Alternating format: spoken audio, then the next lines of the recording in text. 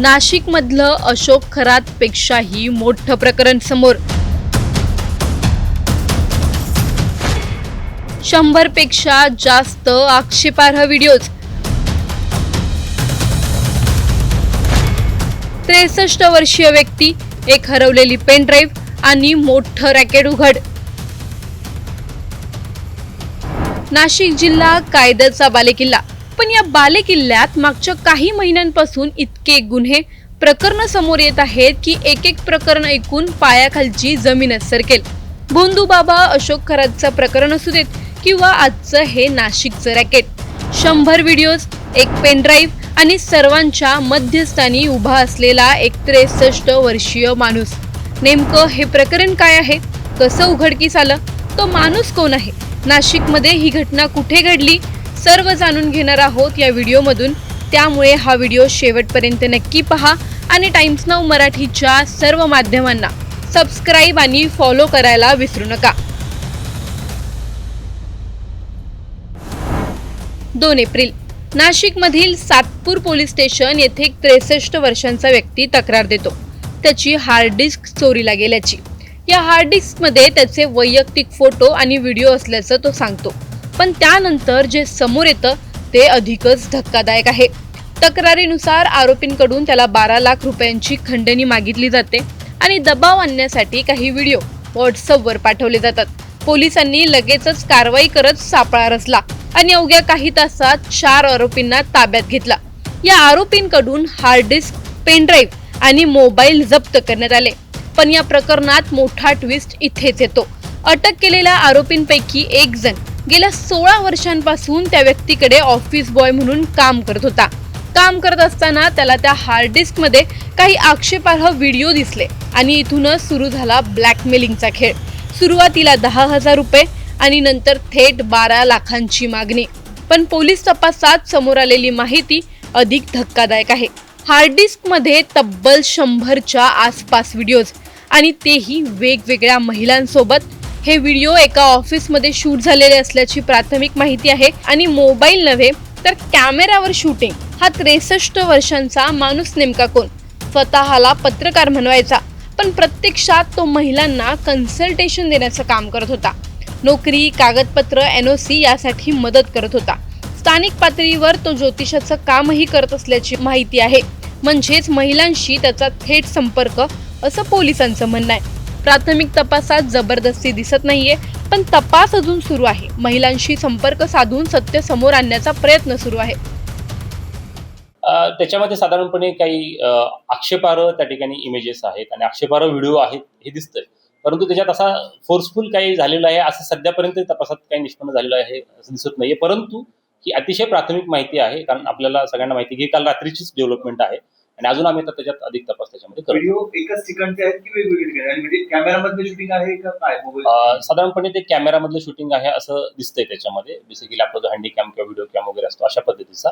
परंतु आता त्या अधिक तपासांतेच आपल्याला त्याच्यामध्ये सांगता येईल की तो एकाच ठिकाणचा आहे का त्यात मल्टिपल लोकेशन्स इन्व्हॉल्व आहेत. मात्र त्याच्यामध्ये एक गोष्ट आहे की मल्टिपल महिलांचे व्हिडिओज त्याच्यामध्ये आहेत हे मात्र सकृदर्शनी त्याच्यामध्ये निष्पन्न.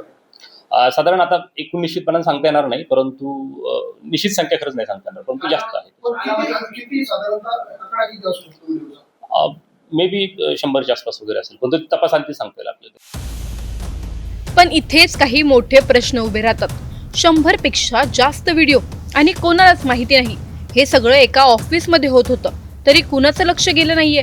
महिलांना हे रेकॉर्डिंग माहीत होते का की त्यांची देखील फसवणूक झाली? जर शोषण झालं असेल तर त्या पुढे का आल्या नाहीत? या व्यक्तीवर आधी कधी संशय का आला नाही? पोलीस यंत्रणा एवढ्या उशिरा का जागी झाली? अशा प्रकारांवर नियंत्रण ठेवण्यासाठी सरकारकडे ठोस यंत्रणा आहे का? महिलांच्या सुरक्षेबाबत आपण खरंच गंभीर आहोत का की फक्त बोलतोय? आणि सर्वात मोठा प्रश्न म्हणजे हे फक्त एक प्रकरण आहे की अजूनही अशाच अनेक गोष्टी या प्रकरणात दडलेल्या आहेत? तुम्हाला या प्रकरणी काय वाटतं? आम्हाला कमेंटमध्ये नक्की कळवा. व्हिडिओ आवडल्यास लाईक व शेअर करायला विसरू नका. तसंच अशा नवनवीन अपडेट्ससाठी व माहितीपूर्ण व्हिडिओसाठी टाइम्स नाऊ मराठीला नक्की फॉलो करा. हा खरं तर 63 वर्षीय व्यक्ती आहे. हा मूळ तसा स्वतःला पत्रकार म्हणणारा व्यक्ती आहे.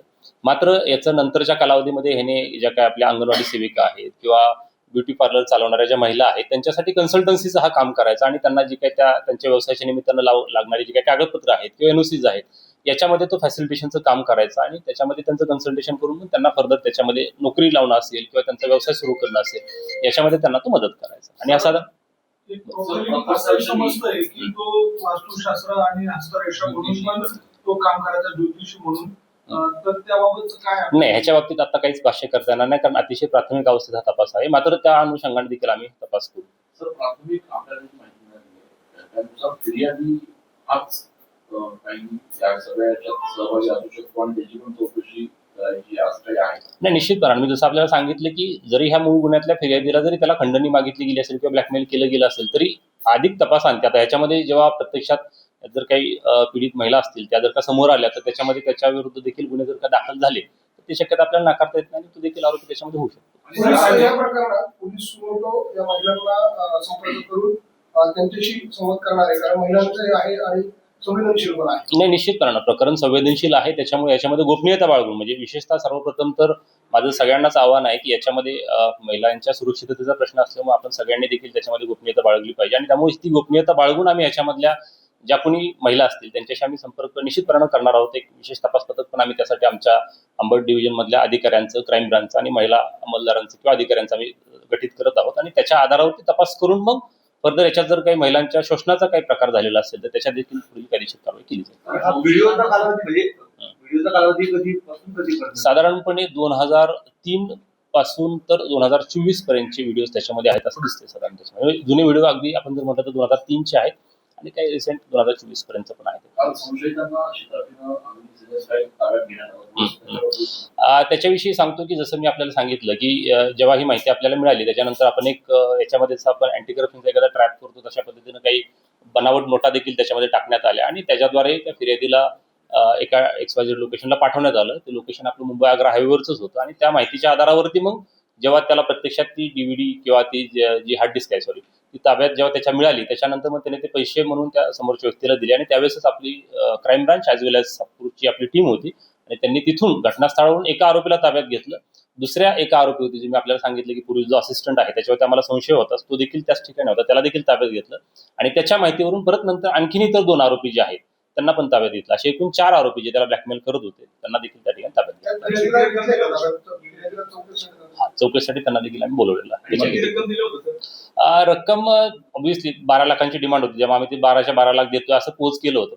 ती रक्कम नाही दिलेली त्याची कुठलीच, फक्त मात्र मूळची त्यांनी त्या फिर्यादीनं जी दिलेली आहे त्यातली एकूण 10,000ची रक्कम मात्र त्याच्यातली आहे जी त्यांनी पूर्वी दिलेली आहे. आता त्याच्या बाबतीत देखील अधिक तपास. ही डील काय नेमकी ठरली होती की आम्ही तुला पैसे देतो आणि सगळं एक्झॅक्टली डील आपण अशाच पद्धतीने त्या ठिकाणी त्याला करण्यासाठी सांगितलं होतं कारण त्यांना आम्हाला रेड हँडेड पकडायचं होतं बेसिकली कारण तो पण आपल्याला प्रूफ त्याच्यामध्ये तपासामध्ये एक सबस्टँटिव्ह पीस ऑफ एव्हिडन्स म्हणून वापरता येतो. त्याच्यामुळे आपण त्याला तू पैसे द्यायला तयार आहेस आणि तू पैसे दे आणि त्याच्या बदल्यात मग त्यांच्याकडून ते घेणं आणि मग ह्या सगळ्या गोष्टी आपण त्या ठिकाणी रेड हँडेड केल्या. कारण आपल्याला इनिशियली आरोपी अनोळखी होते आणि आरोपींचं आपल्याला ॲसेच काहीच वेअर अबाउट नव्हते, फक्त मोबाईल आपल्याला नंबर आपल्याकडे होता परंतु त्याच्या व्यतिरिक्त कुठली माहिती पण नव्हती आपल्याकडे. महिला किती होत्या सर म्हणजे या व्हिडिओमध्ये? नाही, ह्याच्याविषयी काही सांगता येणार नाही. सर हे जे एकूण व्हिडिओ आहे व्हिडिओ कोण काढले म्हणजे फिर्यादीने काढलेले की कोणी कॅमेरा ट्रॅप केला होता? नाही, ट्रॅप वगैरे नाही, ते स्वतःच त्यांनी काढलेले आहेत. हो, फिर्यादीने ते काढले दिसते. आता ते तपासातच सांगता येईल की त्याचा उद्देश नेमका काय आहे त्याच्यामध्ये, फर्दर त्यांना ब्लॅकमेलिंगचा उद्देश होता का त्याचं बाबा नेमकं एक्झॅक्ट काय होता ह्याच्याविषयी आत्ता भाष्य करणं शक्य होणार नाही. काही व्हिडिओ व्हायरल केलेले आहेत? नाही, अजूनपर्यंत असं तपासात काही निष्पन्न झालेलं नाहीये.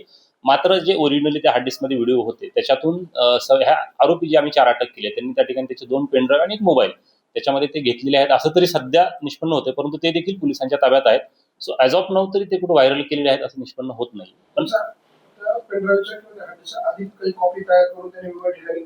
ती आता त्याच्याविषयी आम्ही तपास करतोय ते कारण अजून तर राईट नाव तसं काही निष्पन्न होत नाही, मात्र वी आर इन्व्हेस्टिगेटिंग. त्यातला एक जो आरोपी आहे तो आपल्या त्यातला जो फिर्यादी आहे त्याच्याकडे तो कामाला होता. जवळपास 7 ते 8 वर्ष त्यांनी त्याच्याकडे काम केलं आहे. 2013ला पण कामाला होता, नंतर त्यांनी परत काम सोडलं होतं आणि परत त्याच्याकडे काम जॉईन केलं होतं असं आहे. ॲज ऑफ नाव तरी काही असं निष्पन्न होत नाही त्याच्यामध्ये. स्वतःच व्हिडिओ रेकॉर्ड केले म्हणजे कॅमेरा लपवून आता तो लपवून ठेवला होता का काय, आता हे थोडंसं जेव्हा कधी पीडित महिला किंवा काय त्यांच्याकडे जेव्हा चौकशी आम्ही करू त्याच वेळेस ते निष्पन्न होईल.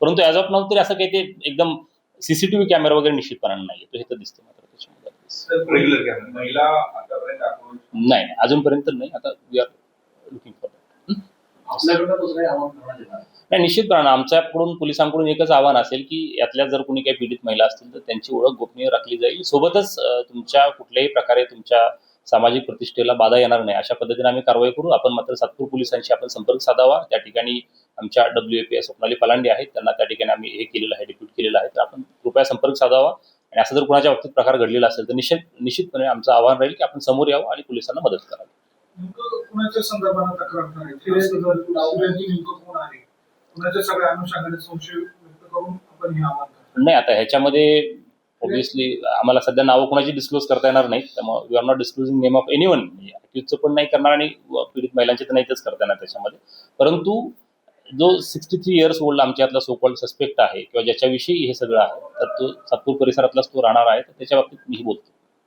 आरोपी विद्यार्थी आहेत का वयस्कर आहेत? कोणते नाही हे यंग आहेत ही मुलं यंग आहेत कम्पॅरेटिव्ह